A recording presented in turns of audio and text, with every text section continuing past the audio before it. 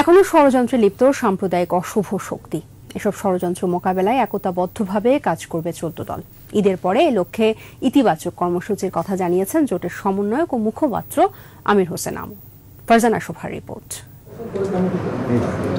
জোটের ভবিষ্যৎ কর্মপন্থা নির্ধারণে বৈঠকে বসে 14 দল। সমন্বয়ক আমির হোসেন আমুর সভাপতিত্বে যোগ দেন শরিক দলগুলোর শীর্ষ নেতারা।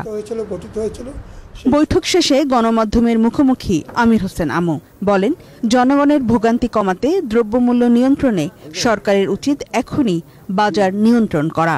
জিনিসপত্রের যে ঊর্ধ্বগতি আমরা বারবার বলেছি যে এটাকে নিরসন করার জন্য সরকারের পক্ষ থেকে বলা হয় যে একটি সিন্ডিকেট আছে, সিন্ডিকেটের কারণে এটা হচ্ছে। যদি সিন্ডিকেট থেকেই থাকে এবং যদি সরকারের জানা থাকে তো আমরা মনে করি সেই সিন্ডিকেটের ব্যাপারে সরকারের সক্রিয় ব্যবস্থা গ্রহণ করা উচিত। সাম্প্রদায়িক অপশক্তি মোকাবেলায় ঈদের পর আরও শক্তিশালী হয়ে মাঠে নামবে 14 দল।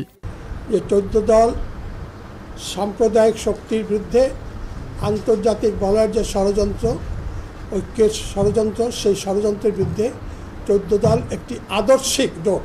আজকে যে দেশীয় এবং বিদেশি ষড়যন্ত্র, এই ষড়যন্ত্র মোকাবেলা করার জন্য 14 দল ঐক্যবদ্ধভাবে শেখ হাসিনার নেতৃত্বে আছে, থাকবে এবং ঐক্যবদ্ধভাবে মোকাবেলা করবে। শরিক দল ওয়ার্কার্স পার্টির সভাপতি রাশেদ খান মেনন বলেন, সুনির্দিষ্ট কোনো ব্যক্তি নয়, যে কোনো দুর্নীতির বিরুদ্ধেই কঠোর অবস্থানে জোট। এই দুর্নীতির বিরুদ্ধে যথাযথ ব্যবস্থা গ্রহণ করা হবে। দুর্নীতি রোধ না করতে পারলে যে অর্জনসমূহ সরকার আছে বা আমাদের গণতান্ত্রিক আন্দোলন আছে, এটা ক্ষতিগ্রস্ত হবে। সুতরাং এই দুর্নীতির বিরুদ্ধে আমাদের অবস্থান সুস্পষ্ট।